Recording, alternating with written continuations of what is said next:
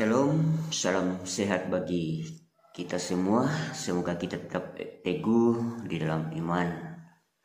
Sahabat-sahabat, saat teduh malam Badan Pekerja Sinode Wilayah 4 Gereja Toraja, saya Pendeta Benyamin Ramu melayani di Jemaat Penil Londo Pedawang, Klasis Pare-Pare.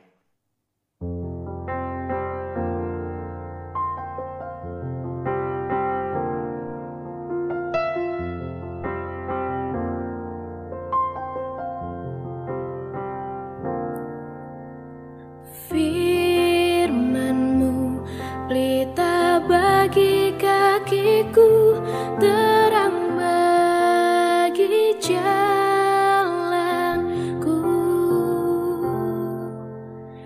Firman-Mu pelita bagi kakiku, terang bagi jalanku.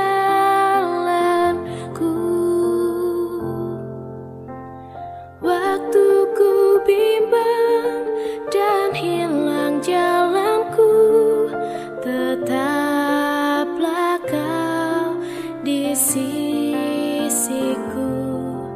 dan takkan ku takut asal Kau di dekatku, besertaku selamanya.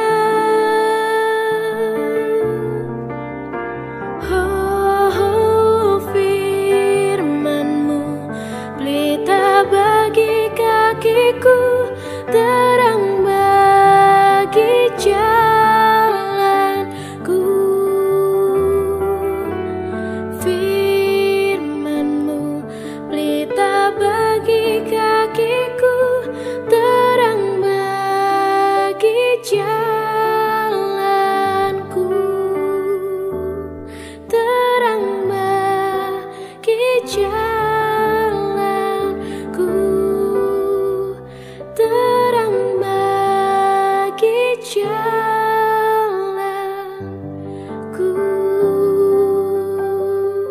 Baik, mari kita arahkan hati sejenak kepada Tuhan dan kita bersama-sama mau mendengar akan firman-Nya. Karena itu mari kita berdoa. Inilah kami Tuhan, umat-Mu, hamba-hamba-Mu, siap untuk membaca dan mendengarkan sebagian dari firman-Mu. Mampukan dan layakkan kami, kuasai kami, sehingga kami dapat memahami firman-Mu ini dan kami berlakukan dalam kehidupan kami.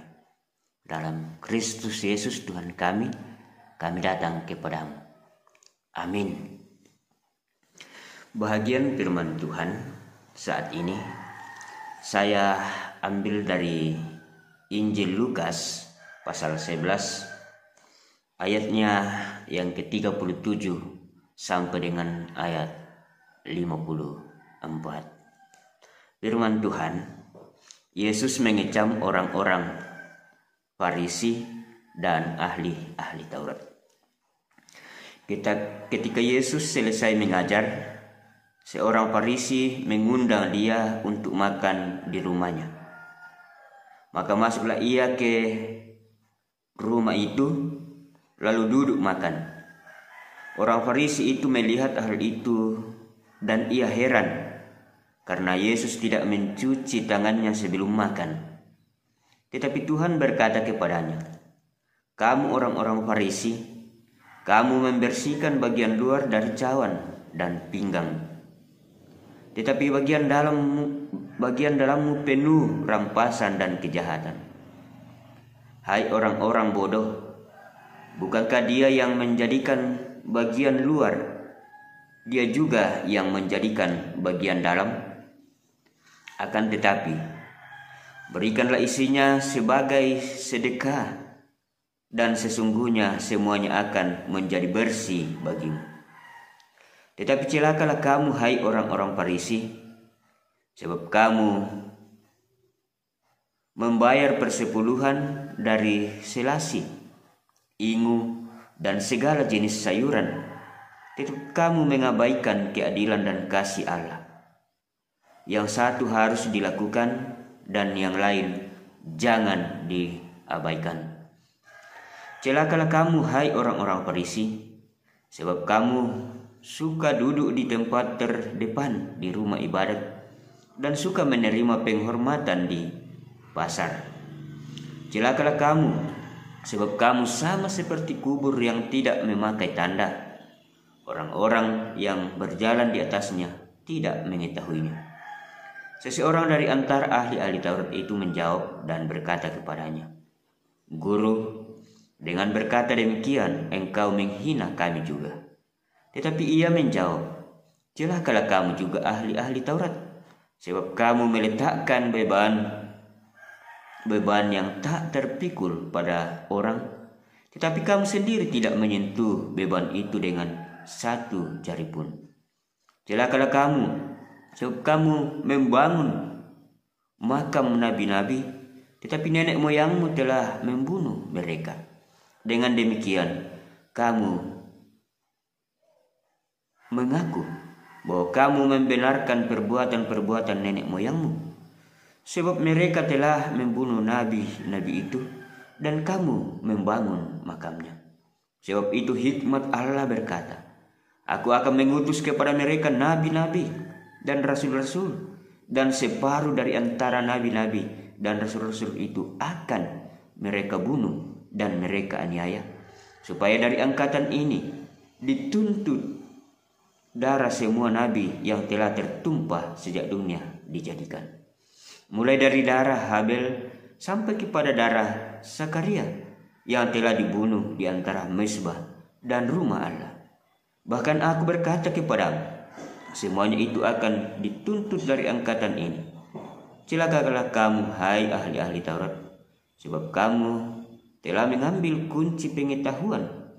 Kamu sendiri tidak masuk ke dalam, dan orang yang berusaha untuk masuk ke dalam kamu halang-halangi. Dan setelah Yesus berkata dari tempat itu, ahli-ahli Taurat dan orang-orang Farisi terus-menerus mengintai dan menghajarinya dengan rupa-rupa soal. Untuk itu mereka berusaha memancingnya supaya mereka dapat menangkapnya berdasarkan sesuatu yang diucapkannya. Amin. Firman Tuhan. Sahabat sate, dikatakan berbahagiailah kita semua yang sampai saat ini Tuhan masih berikan kehidupan, menikmati kehidupan dan kesehatan, bahkan membaca dan mendengarkan firman Tuhan ini. Saudara-saudara, pasti kita semua pernah diundang ke suatu acara makan. Dan setelah sampai di acara tersebut dan kita dihidangkan oleh makanan, pasti hati kita sangat bersuka cita dan kita tidak sabar lagi untuk mau menikmati hidangan tersebut. Apalagi kalau hidangan itu ditaruh dalam tempat yang begitu bersih, tempat yang begitu indah, pasti kita tidak sabar untuk segera menikmatinya.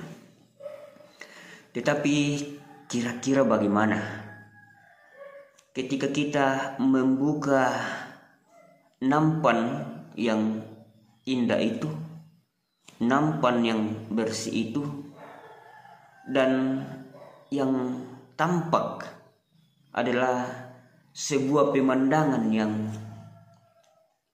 tidak sesuai dengan apa yang kita bayangkan, bahkan menimbulkan sebuah bau yang tidak sedap, bau basi dari masakan tersebut. Tentu kita merasa kesal, kita merasa jengkel, kita merasa kecewa tentang hal tersebut. Nah saudara-saudara, tampak bersih, indah, menarik dari luar, namun tidak demikian kondisi di dalamnya.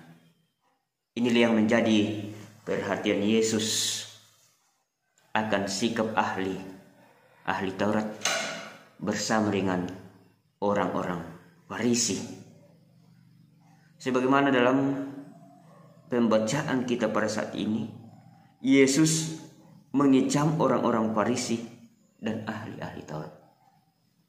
Mengapa Yesus mengecam mereka?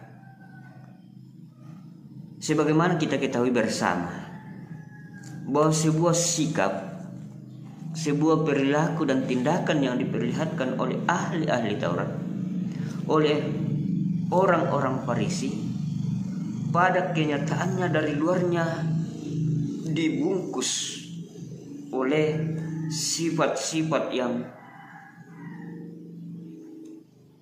oleh perbuatan-perbuatan, oleh tindakan-tindakan yang tidak sesuai di dalam hati mereka. Mereka dikatakan orang yang suci. Mereka memperlihatkan diri mereka sebagai orang yang saleh. Bahkan dikatakan pula mereka senantiasa taat kepada aturan, senantiasa menekuni dan mendalami Taurat Tuhan, tetapi mereka tidak wujud nyatakan sebagaimana mestinya. Oleh sebab itu, melalui kenyataan ini, Yesus mengecam mereka. Di mana dalam firman Tuhan yang kita baca saat ini, ada beberapa kali Yesus mengecam dengan mengatakan, celakalah kamu. Ini adalah suatu pertanda kekecewaan, kekesalan Yesus kepada ahli-ahli Taurat dan kepada orang-orang Farisi. Karena mereka tampak bersih, indah dan menarik dari luar, namun tidak demikian kondisi di dalamnya. Mereka rajin mempelajari arti firman, namun tidak melakukannya. Mereka hanya menggunakan Taurat untuk membebani orang lain. Mereka mengedepankan tradisi, peraturan, ibadah, dan kesalehan yang berorientasi pada diri sendiri.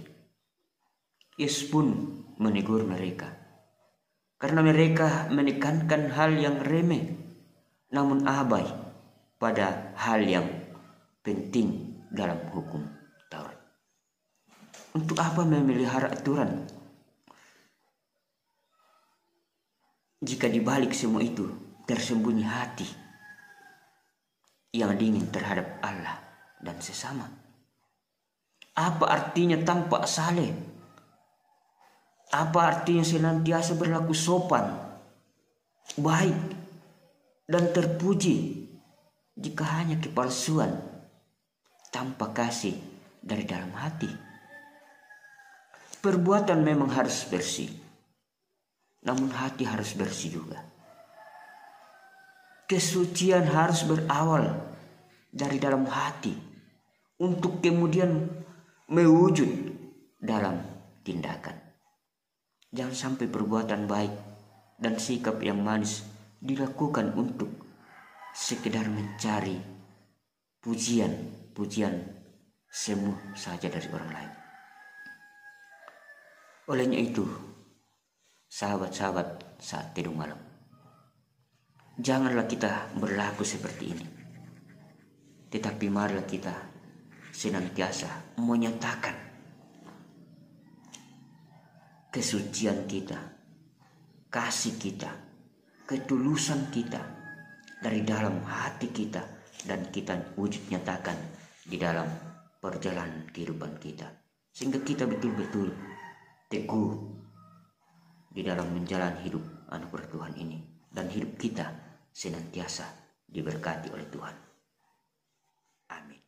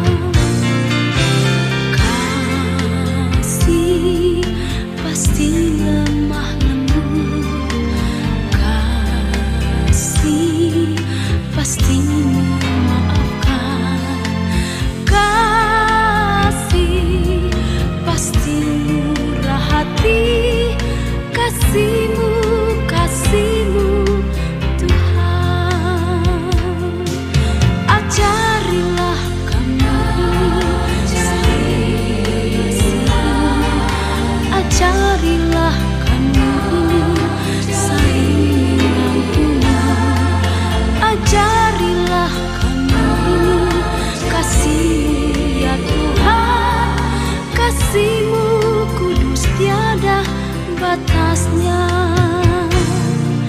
ajarilah kami saling mengasihi, ajarilah kami saling mengampuni, ajarilah kami kasih ya Tuhan, kasih-Mu kudus tiada batasnya. Mari kita berdoa. Terpujilah Engkau Tuhan, sumber kehidupan kami. Tuhan, Sang Pemilik hidup dan kehidupan kami ini. Kami bersyukur melalui saat teduh malam saat ini. Kembali kami mendengar bagian dari firman kebenaran. Karena itu ya Roh Kudus, kuasai kami semua, terangi hati dan pikiran kami. Mampukanlah kami untuk jauh lebih memahami apa maksud Tuhan kepada kami semua melalui firman-Mu ini. Sehingga kami betul-betul bertindak, bersikap, bekerja, menjalani hidup ini dengan ketulusan yang sungguh, bukan hanya kepura-puraan. Kami menyatakan kasih kepada Tuhan dan sesama kami betul-betul lahir dari dalam hati kami yang tulus. Tuhan Allah Bapa dalam kerajaan sorga, kami berdoa kepada-Mu, mendoakan Badan Pekerja Sinode Gereja Toraja, Badan Pekerja Sinode Wilayah 4 Gereja Toraja, Badan Pekerja Klasis, dan segenap kami pengurus-pengurus di jemaat dan bahkan kehidupan jemaat-Mu. Tuhan berkati semua. Jauhkan kami semua dari berbagai-bagai mara bahaya dan senantiasa menjadi pelindung di dalam hidup kami, sehingga kami senantiasa hidup berkarya untuk kemuliaan Tuhan sendiri. Inilah doa kami, syukur dan permohonan kami dalam Yesus Kristus Tuhan kami. Amin. Ya, terima kasih Bapak Ibu Saudara. Salam sehat bagi kita semua dan semoga kita tetap teguh di dalam iman kita kepada Tuhan kita Yesus Kristus. Shalom.